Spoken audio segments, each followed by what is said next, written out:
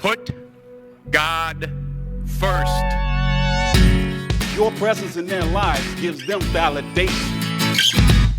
Our children don't need us to be superheroes. If you do these things, the next generation and the generations that follow will live in a world far better than the one we have today. Men, stand up, be fathers.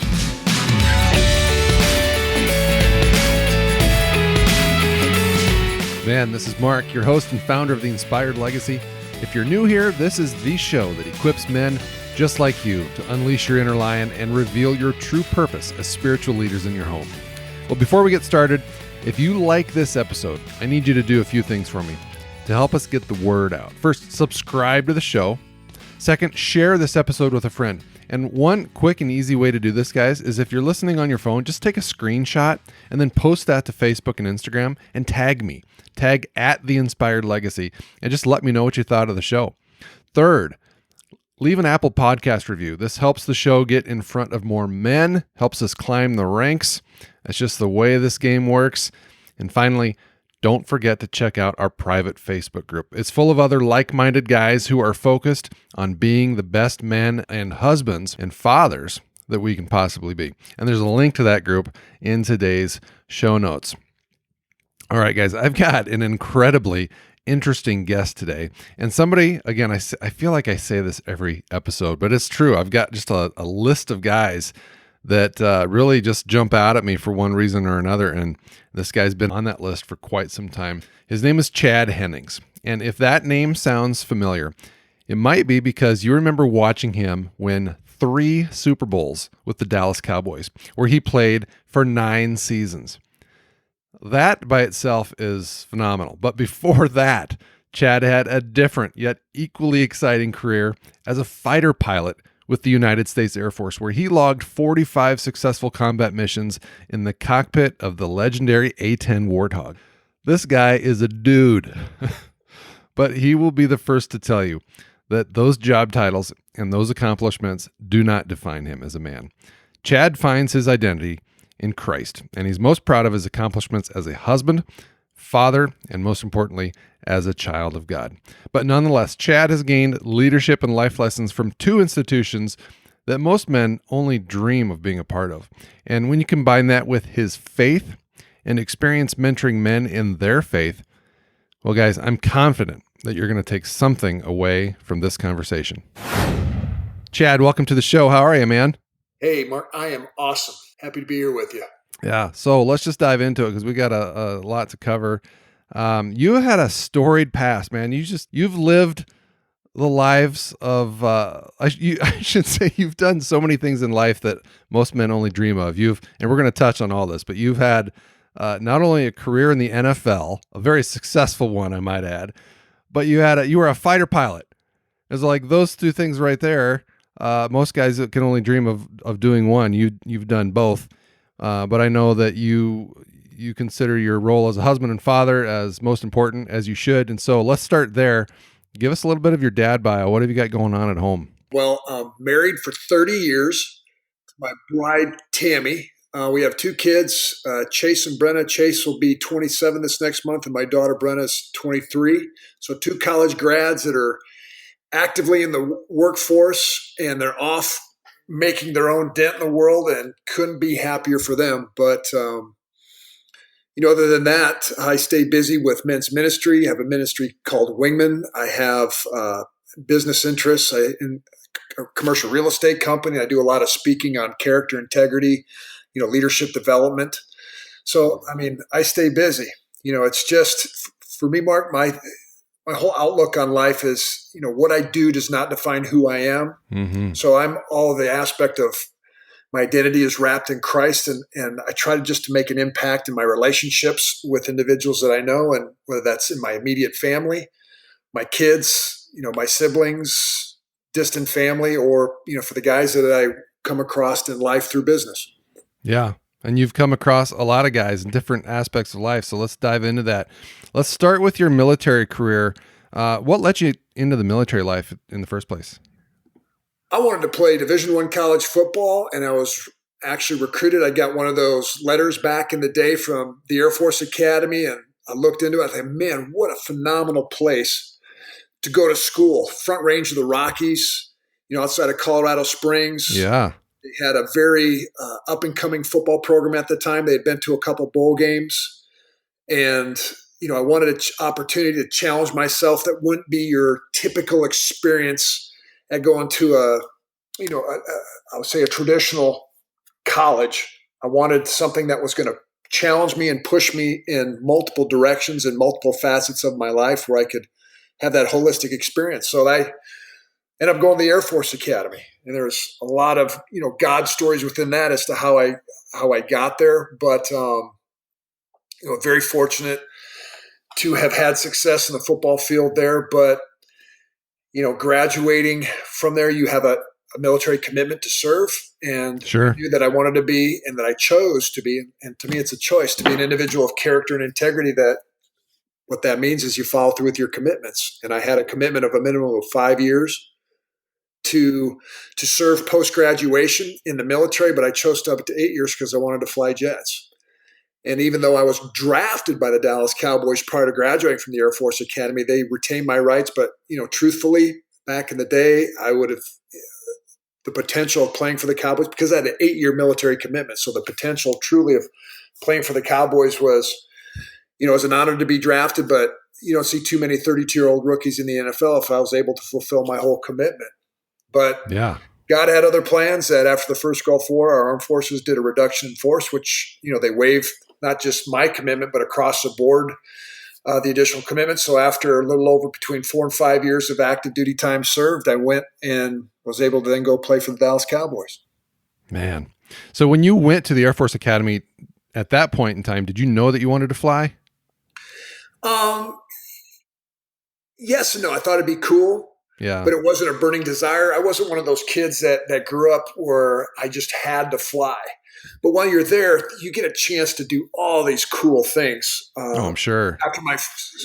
During the summer after my freshman year, my fourth class year there, I got a chance to fly into solo in glider aircraft, which gave you a taste of kind of the basics of what the fundamentals of flying are all about. In your time there, you get a chance.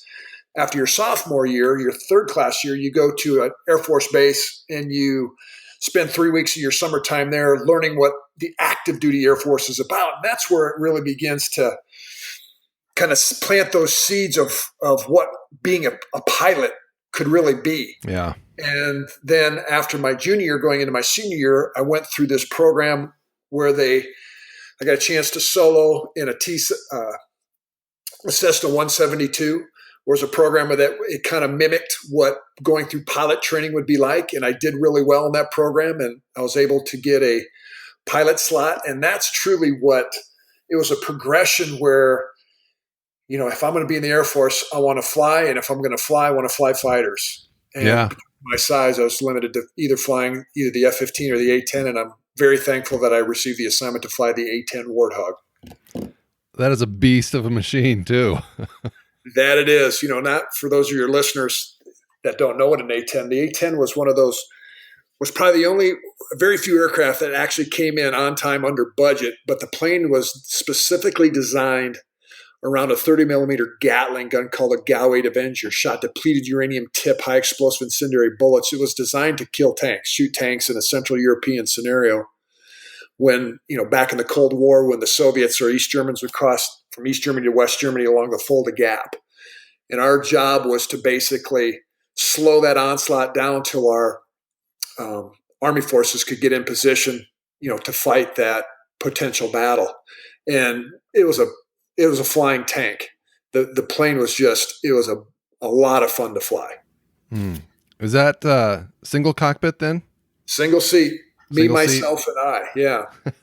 and the cool thing about it, too, was, that plane back in that time, it didn't have a lot of the advanced avionics on it that an F-16 or an F-15 would have. It was still kind of an analog cockpit that we didn't have a GPS where when we would fly our missions, I could fly anywhere in Germany at 500 feet. And there are certain areas where we could go below that, but we would literally fly what we call clock map ground. I would have a laminated map basically on my leg board that I would fly. We'd pre-fly routes, but we would navigate by flying in the air from point to point and without, inertial navigation system or GPS. So it was literally looking outside. Okay, there's a tower on a hill.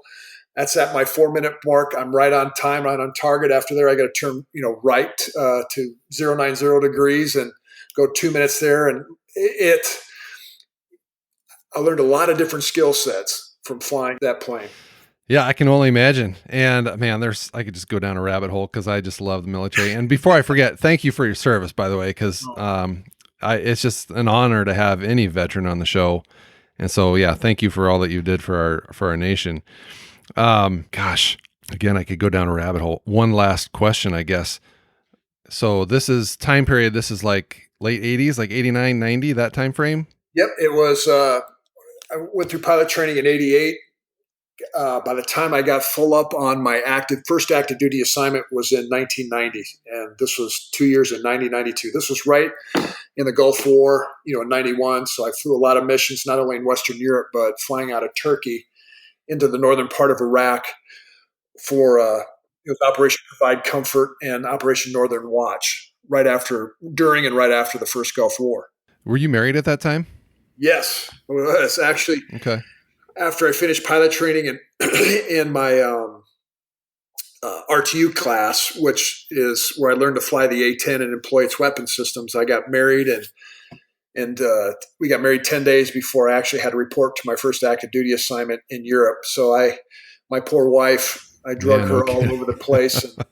But the first 2 years of our marriage, I was probably deployed half the time. So we had our challenges in and of that alone, plus being in the military, plus being, living outside the United States. The marriage was right when she sticks with you through thick and thin for all that. No doubt. So what was it like ramping up to go to war? Because at that time, I know the military was kind of expecting some pretty high rates of casualties, weren't they? Yeah. Well, at the time, Saddam Hussein had, the fourth largest army in the world, and they had just come off a multiple-year conflict with Iran. Yeah. And so they had quote-unquote combat experience, whereas we, in the Cold War, was always an aspect of training for deterrence against the potential enemy with the Soviet Union at that time. So, this is one of those things when you're young, we hadn't been in a conflict at that time. You really it's like a player that only goes through practice all the time on the athletic field. You never get a chance to play a game.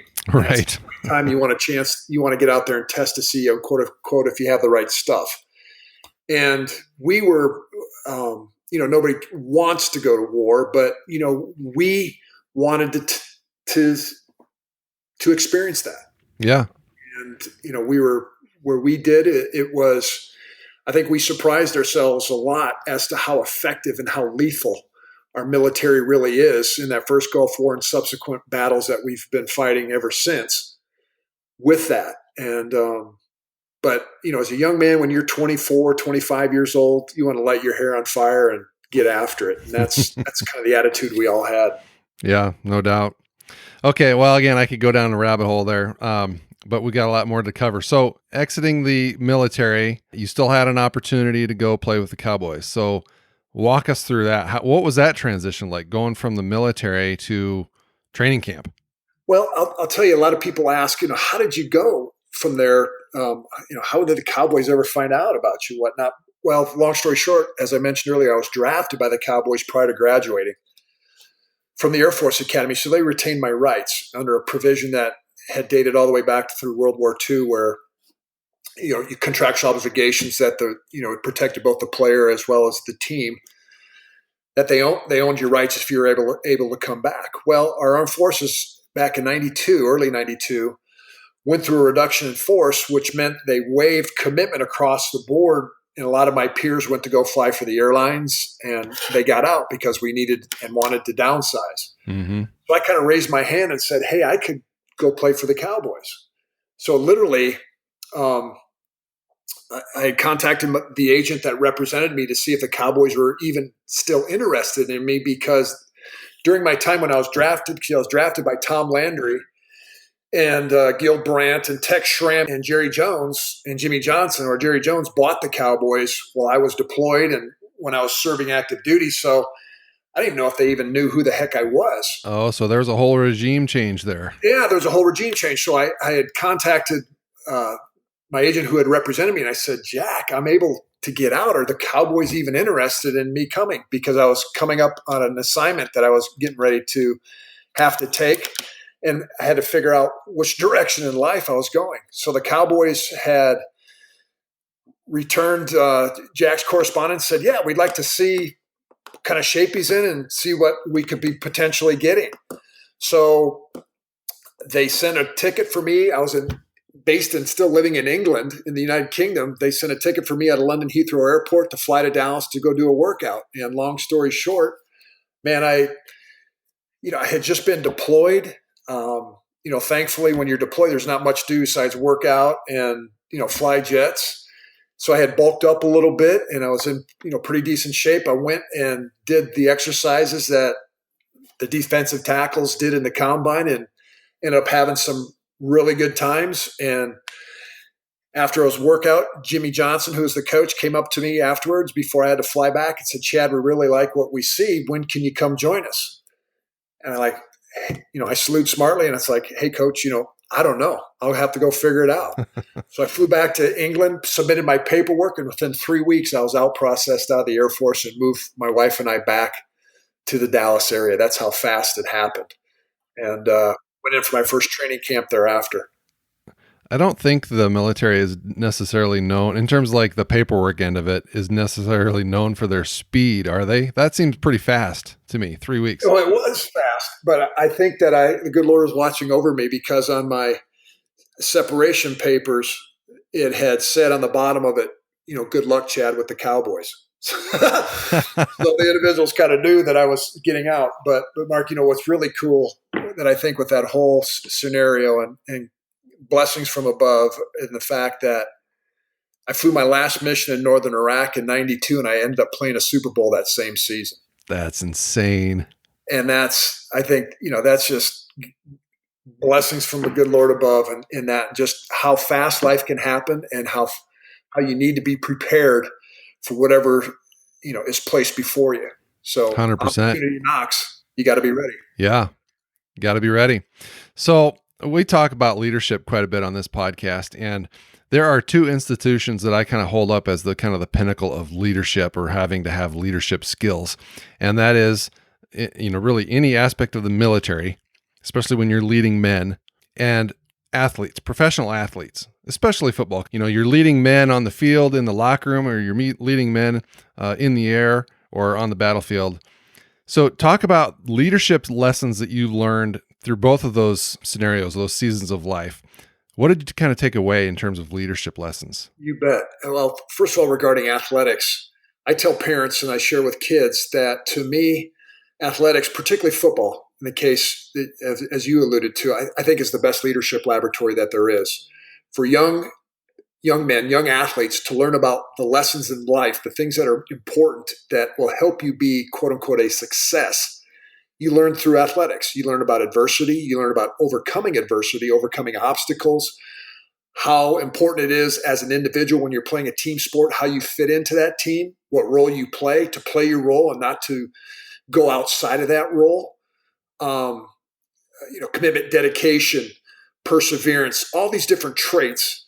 I'll even call integrity traits, courage, the willingness to listen to others. All these character traits, I learned at a young age by participating and playing in athletics.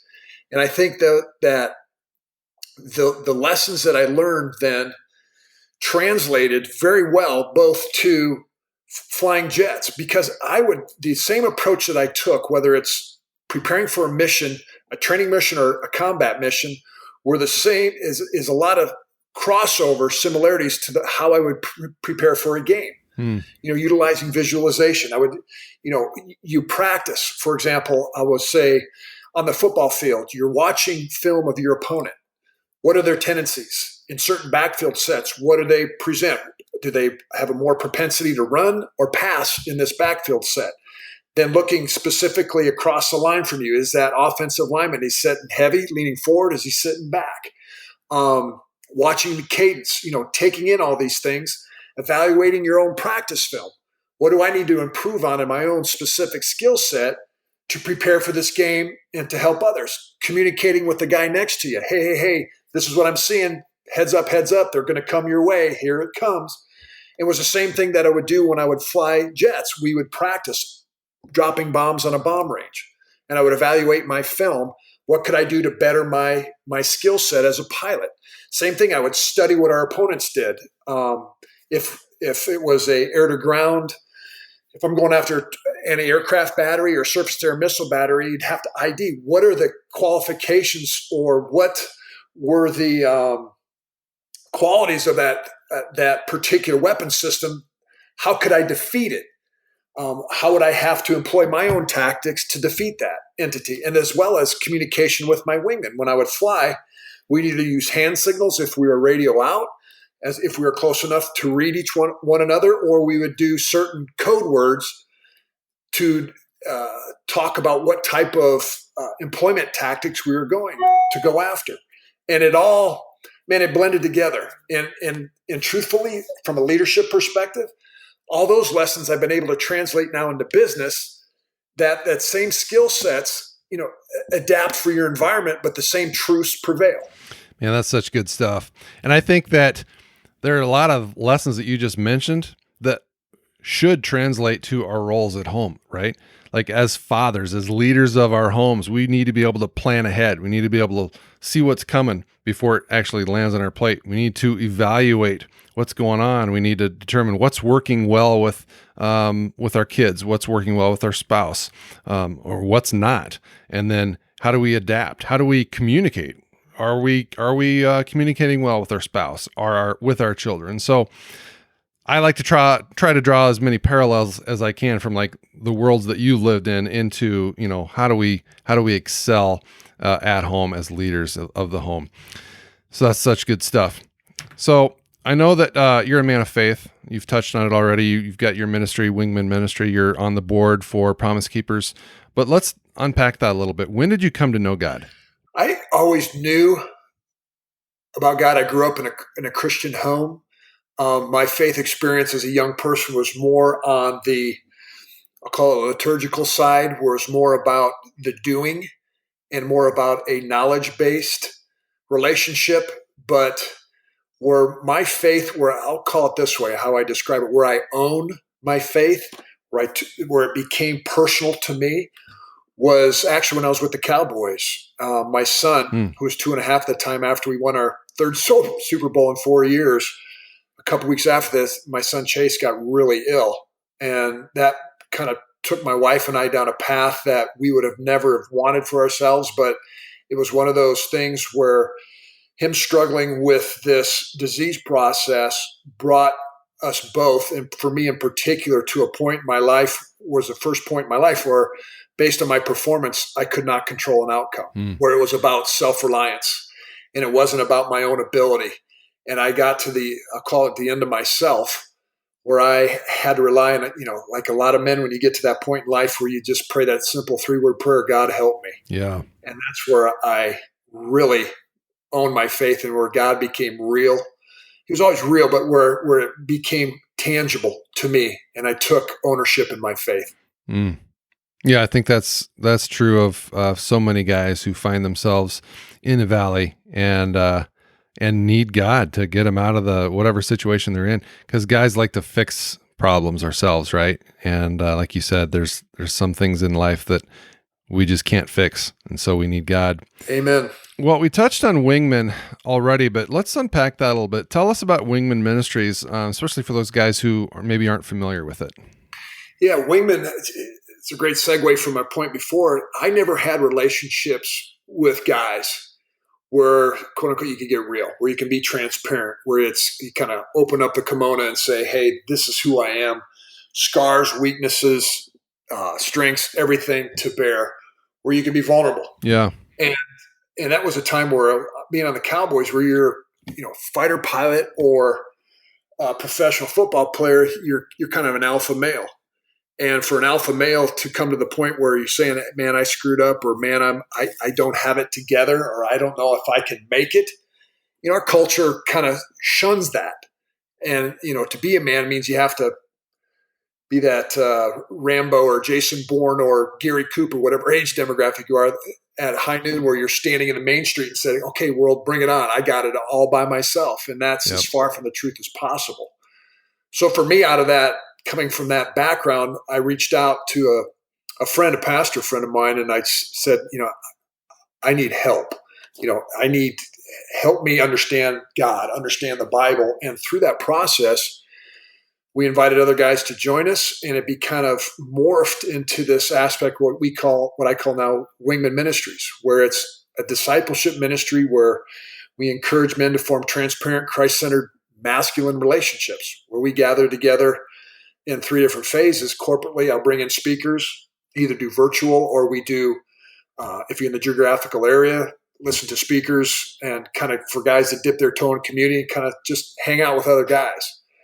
But then we have small groups that then break off, and these groups gather all over, the country, where the guys can I have 2 criteria for them is, hey, keep it Christ-centered, and 2, do a work in the community. So we partner with other nonprofits to do workspace work, or prison ministry, or whatever. I don't care. You just do something. Mm-hmm. And then it's the one-on-one discipleship where you can pray for another guy and you can just walk through life together. And that's, it's not rocket science, but unfortunately, so many pastors today in churches, one, they don't have the budget to do men's ministry effectively. And, most churches, the pastors are already task saturated. They don't have the bandwidth to do one more thing, and that's to start, a men's ministry, because most church programs, probably resonates with a lot of your listeners, are gathered around women's Bible studies or kids, vacation Bible school, Sunday school, etc. And for men, unfortunately, it just church feels irrelevant. What? I don't get, there's no value there other than I want to go to be there with my wife and my children. So this is an aspect of kind of outsourcing that ministry to us. And, we're non-denominational and have an opportunity for church groups or for men's groups at churches that join us. What a part of what we are, but, if their pastor wants them to do a Bible study, I don't care. They can do a Bible study, do whatever they want. But that's the gist of Wingman, is just to bring men into community to affirm their identity as a man. Let's just say there's personalities out there who are promoting this skewed view of what it means to be a man, right? You've got to have a beard, you got to wear flannel, you got to smoke a cigar, you got to swear, you got to drive a muscle car, all these things, these surface level things that so many guys, quite frankly, are buying into, that, I've got to live up to that persona or I'm not a quote unquote man. But I think that true manhood is being able to be vulnerable and being able to open the hood, so to speak, to kind of reveal your I don't want to say your softer side, but it is kind of, that's what it is. I'll make it a point. You're right that, unfortunately there's this push to either the effeminization of manhood or it's the other extreme to be too manly. But here's an example that I give that hit that sweet spot right down the middle of what we're trying to accomplish. In the military, one of the biggest issues for the last 30 years that our military has been battling with, particularly post 9/11, has been suicide rates within the military. Active duty military members as well as veterans, 22 military members commit suicide every day. And a lot of this stuff is the ability to process. Individuals come back, if they've served where they've experienced a traumatic incident in their life, whether they were shot at or they had a buddy that got shot or somebody that was killed, or I had friends who, they had to, shoot a little kid because he had a bomb belt wrapped around him, and Al-Qaeda or the ISIS forced this kid to run to their unit, and the kid was going to blow him up, but they had to take the kid out. That's a traumatic experience you wouldn't want to wish on anybody, but how do you process through that? Yeah. So these guys, when they come back with post-traumatic stress, the number one modality of treatment is to have conversations, to talk, to be vulnerable with somebody that either shares that same experience with you, to help process through those memories and help process through so that you can rationalize and live with that.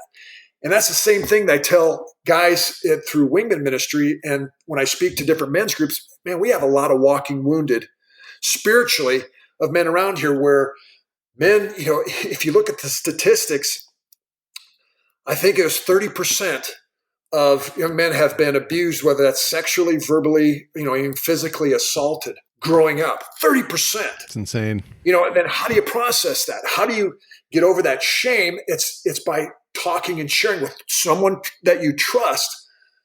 And that's how warriors process through that is, hey, I share it, man. I don't have it together today. I just need to talk. Mm-hmm. So you're a manly man, you're an alpha male. You still need those opportunities to share, to open up with others.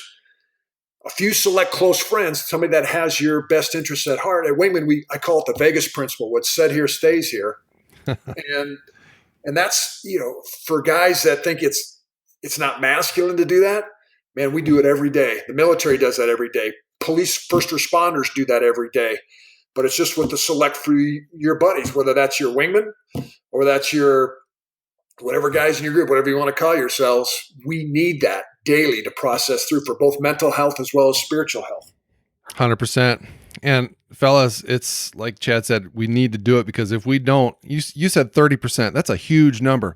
If we don't process this in a healthy way, it's going to manifest itself somehow down the road. And I think we see that in the news headlines, unfortunately, whether it's a shooting or, some form of abuse against other people, or maybe substance abuse. It's going to manifest itself in our lives in a very unhealthy way that many oftentimes can impact other people. So yeah, it's important that we find other guys that we can lean into and help process through some of that stuff. And so I'll just add one more thing on that, Mark, too, that even before this COVID stuff or this Wuhan virus pandemic that has hit, the epidemic that our country was facing was the epidemic of the isolated male. Yeah. Where men just were hanging back, not wanting to be vulnerable or to open up with, a group of buddies or guys. And thus, during this forced time of isolation, suicide rates have increased in certain areas up to 25%. You look at all the crime statistic, which you alluded to with domestic violence, we need that outlet, healthy outlets, so that guys don't get trapped in that downward spiral. When you're in your head for too long, man, it's sometimes for some people, it's not a healthy place to be when you're isolated. Yeah, 100%. Well, this is kind of a segue into another area, or another ministry that's kind of near and dear to your heart, and that's Promise Keepers. I actually had Ken Harrison on the show last year, kind of talked about it, but why don't you tell us about your role with Promise Keepers and what is coming up very soon? Yeah, you bet. Well, Ken, I met when I met Ken, we struck off a relationship. He's also the CEO for Waterstone, which is a Christian philanthropy investment company. And he said, yeah, I'm also the CEO of Promise Keepers. And I went, man, is Promise Keepers still around? Yeah. I thought it was on its way out. And he said, yeah, we're getting ready to start this event in 2020, July 31st at AT&T Stadium. And I'm like, oh, that's cool. Then they asked me to join the board and serve on the executive committee. And I just saw a lot of synergies between the mission of Promise Keepers. And again, for those of you guys that probably went to one back in the 90s, early 2000s, I think Promise Keepers hit its pinnacle in 96 when they had 1.4 million men march on the mall in the DC. It's the most attended event in the Washington Mall in the history of the Washington Mall. But, I see it as a catalyst. Not that Promise Keepers is an end all, but it's what they decided to do is do one event per year. This year it was going to be at AT&T Stadium, but we're going to do a virtual event this year where you can go to promisekeepers.org, and it's going to be a free event where you can go to your pastor or you're at your church. There's going to be regional watching facilities at some larger churches around the country, but your church, if you want to watch it, you can contact Promise Keepers to sign up where it's free. It'll be a 2-day event. We're going to have our speakers. It'll be kind of morphed between live events and pre-taped events, but some of the best Christian speakers, teachers that are out there, as well as worship, music, talent that'll be presenting. And, it's there. And then 2021, we'll do the live event again. Get 80,000 guys rocking AT&T Stadium, where America's team plays, Dallas Cowboys, of course, in 2021. But yeah, the beauty about Promise Keepers and the vision that they have now is not to do a bunch of events, but it's just to be that catalyst event, which they'll hold every year, that time in July, end of July, to kind of motivate and to assure men, to bring men together, to remind them of who we are in Christ. It's kind of what the Israelites did, where they required the feast of tents every year, where they'd come back and they'd be reassured by God and be assured of who they were as men and as Israelites. And it's kind of following that same concept, but it's this time around, we're trying to support them with tools, as well as that what next phase of Promise Keepers, where it's just not having that pinnacle mountaintop experience for 2 days. Now what? Now it's to get plugged into organizations such as Wingman. If your church has a healthy men's group, get engaged. And if you don't, there's developing an app, a platform, so that guys can connect virtually as well as other guys in your area to go and to be the hands and feet of Christ out into your community. So that's what Promise Keepers is about, and that's what I'm excited to be a part of. Yeah, well, it's exciting stuff. I'm excited to see Promise Keepers come back to life, and certainly excited for the event coming up. We look forward to the live event in 2021, and we'll be sure to link up ways to get tickets and access to this thing in the show notes today. Chad, as we get ready to kind of wind down here, this is kind of a loaded question, but we talked on leadership a little bit, but what leadership lessons from the air or on the field do you have to share with listeners that could really just kind of lift them up and inspire them to kind of step into their role as leaders in the home? For me, the biggest lessons in leadership that I learned was it's not about me. Being a leader, it's not advancing your career. It's about supporting and casting a vision for those around you, whether that's your family, as a father and a husband, or if you're in your office, that, quote unquote, living that life of excellence. You realize that you got to be your best self every day. You encourage others to do the same. And then the organizations that you're affiliated with, whether that's family or your business or team, encourage it to rise to a higher noble purpose or cause. That it's not about you.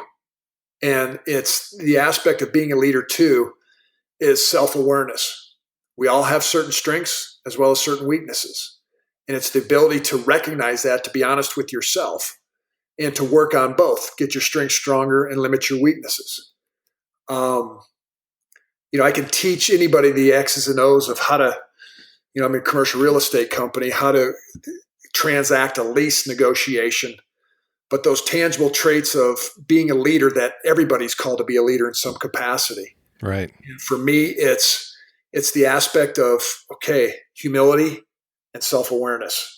And if you have that strong foundation, then that comes that confidence of going out and getting people to buy into who you are. Because if those people underneath you don't think that you have their best interests at heart, they're never going to listen.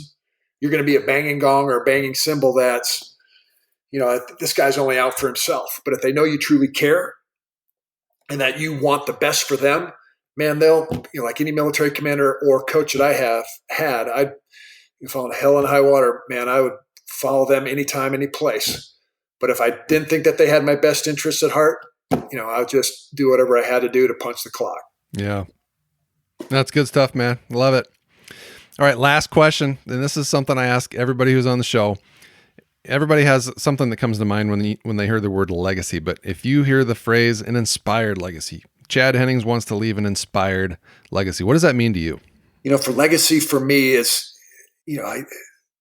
background for me, it's not about the things that I've accomplished or the material possessions I've been able to accumulate. To me, legacy is about relationships. It's about, was I a good husband? Was I a good father? Was I a good friend? Was I a follower of Christ? Being the follower of Christ first and foremost. But for me, it's living that aspect of excellence. My identity. I'm a son of the living God, and I live my life with integrity and character. To me, that's my legacy. Yeah. Amen, man. Well, Chad, we really appreciate your time today.